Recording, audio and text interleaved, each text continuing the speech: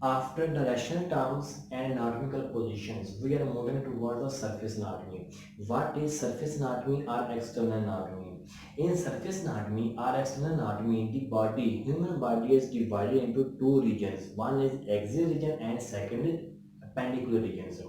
The knowledge of surface anatomy is very necessary for any clinicians or any healthcare professionals to make clinical diagnosis and perform the physical examination, because without proper knowledge the healthcare professional cannot make a clinical diagnosis and perform the physical examination. That's why it's very necessary for any clinicians or any healthcare professionals to know about the surface anatomy or external anatomy. So we are moving towards the surface anatomy. In surface anatomy, as we have discussed, that the body is divided into two regions. One is axial region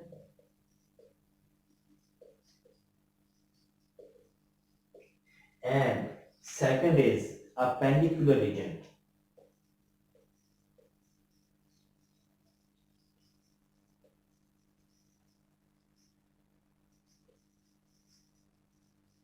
Now we are focusing on axial region. What is axial region? Axial region is that region which is the central body portion. It is the central body portion from head to the trunk or abdomen. So in axial region, the parts which are consisting in axial region, that are first of all head. Start from the top, that is head, and then neck, and then trunk. Trunk is further divided into two regions. One is thoracic region and the second is abdomen region. Abdomen is further divided for clinical purpose or assess the pain or any surgical procedure, is divided into four quadrants. Quadrants.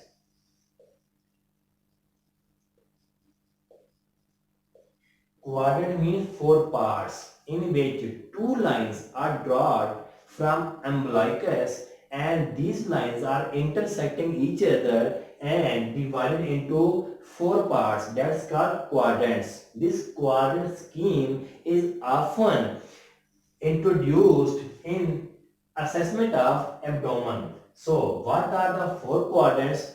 Now we will discuss what are the four quadrants.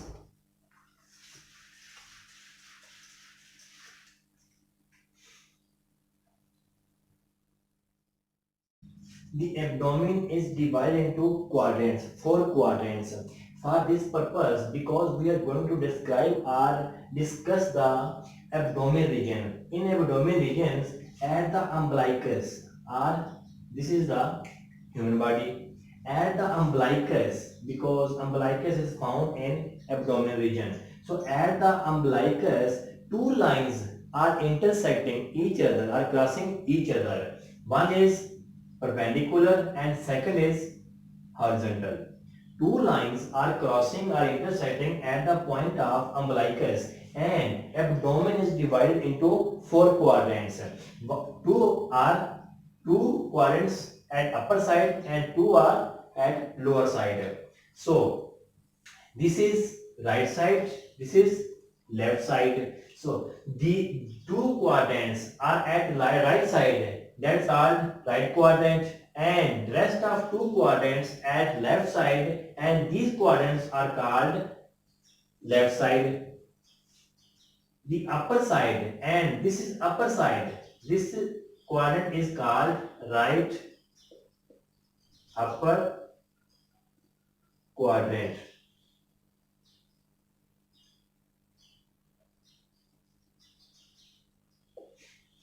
and at the lower side this quadrant is called right lower quadrant.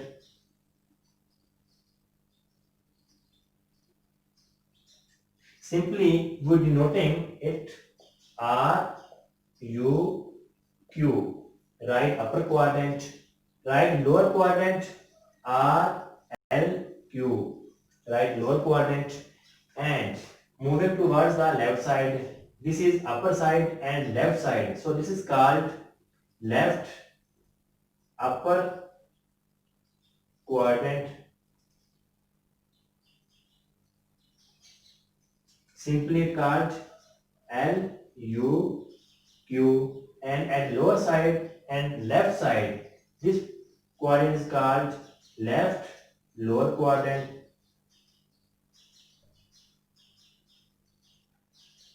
Simply we denote it L, L, Q. These are the four quadrants for abdominal assessment or define the any pain or any abnormality which is found in abdominal regions. Abdomen can also be divided into 9 regions. For clinical purpose. We are moving towards the 9 regions. What are the 9 regions we will discuss? Now we are moving towards the 9 regions because abdomen also divided into 9 regions for clinical purpose, in which two lines, basically four lines, are drawn at the abdominal regions. But first we will draw the two lines perpendicular. The two lines at the one is at the right side and one is at the left side. Here is the clavicle. Here is the clavicle bone. Right? This is a right clavicle. This is a left clavicular. One line is drawn and at the mid of clavicle, and this line is called mid clavicular line. Here is the middle point of the center point of the clavicle, and I am going to draw the from midpoint of clavicular bone, and this line is called mid clavicular line.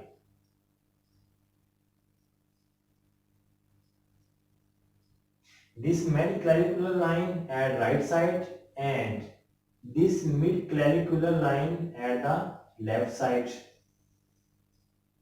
These two lines are perpendicular drawn at the abdominal regions at the mid-clavicular line, and these lines are called mid-clavicular line, and one line is called under the costal, under the ribs. This line is called subcostal line,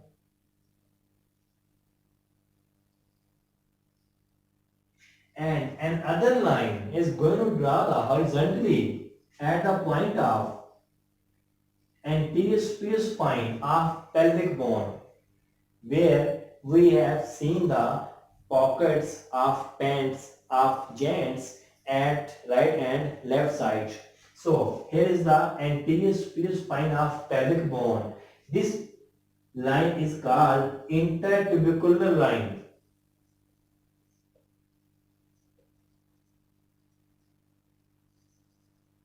Intertubercular line. So abdomen divided into 9 regions. 1, 2, 3, 4, 5, 6, 7, 8, 9. This line under the costal or rib, this is called subcostal line.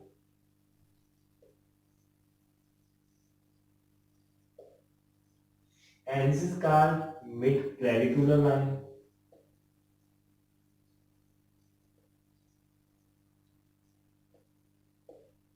So four lines are crossing and dividing abdomen into 9 regions. This is right side, this is left side, and this is the central side. So this region is called,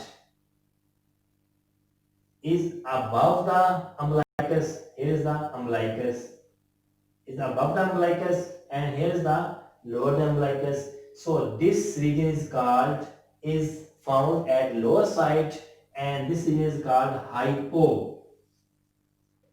This is called epi, because epi means upper or upon. Here is the gastric region.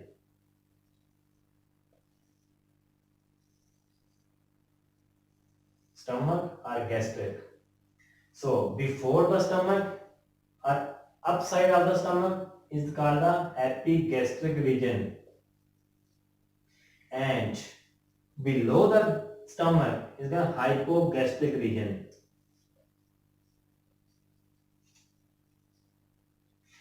This is costal or ribs. Ribs also called hypochondric or chondric region. This is called hypochondric region. This region is called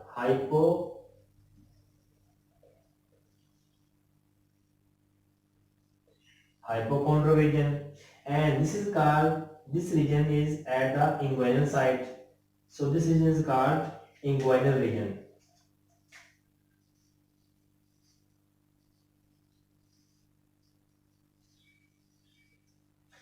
and this region is called at the umbilicus region or lumbar region, because here is the at posterior side the lumbar vertebrae are found. That is why this region is called lumbar region.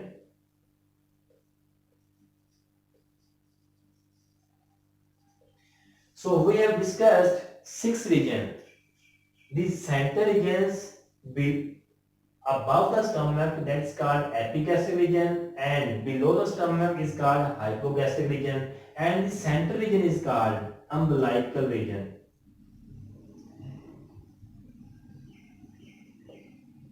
And at the left side and the right side, this is under the costal region. This is called hypochondric region, and this is the center.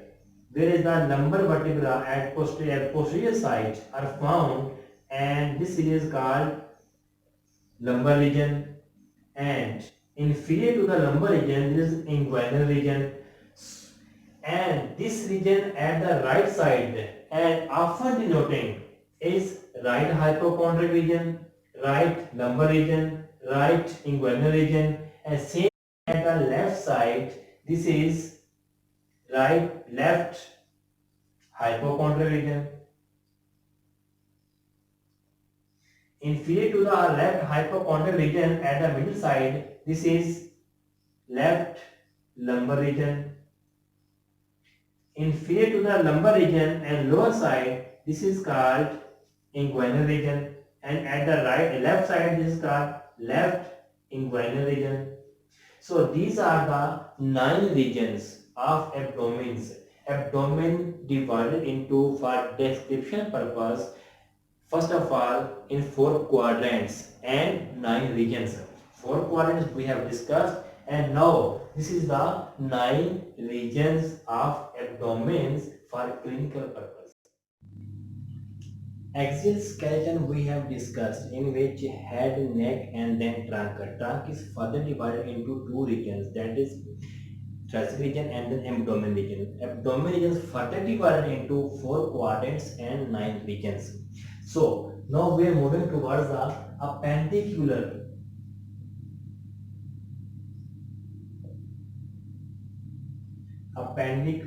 region. In appendicular region, the appendicular region is divided into 2 portions. One is upper limb and second is lower limb. Upper limb is further divided into different parts, that is brachium. Brachium means arm, and antebrachium. Antebrachium means forearm. Brachium, arm, antebrachium, forearm, and then carpus, and then manus, and then digits. Carpus at the wrist joint, also called wrist. Manus mean hand.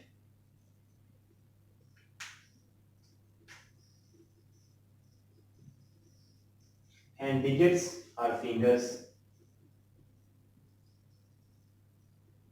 These are the parts of upper limb: brachium, antebrachium, carpus, manus, and then digits. Brachium mean arm, antebrachium forearm, carpus mean wrist, manus hand, digits fingers. Same like in lower limb, when we are discussing lower limb, in lower limb this is thigh, and then crust, and then crust, and then pes, and then digits.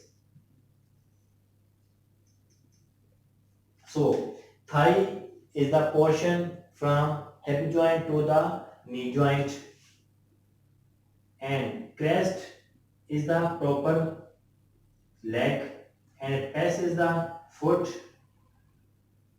and then digits are the fingers.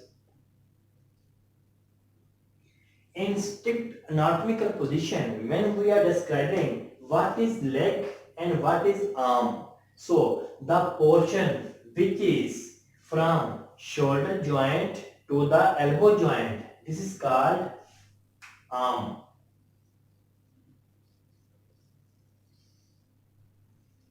Where is the location of arm? From shoulder joint to the elbow joint. But when we are talking about the leg, proper leg, the leg is that portion from knee joint to the ankle joint.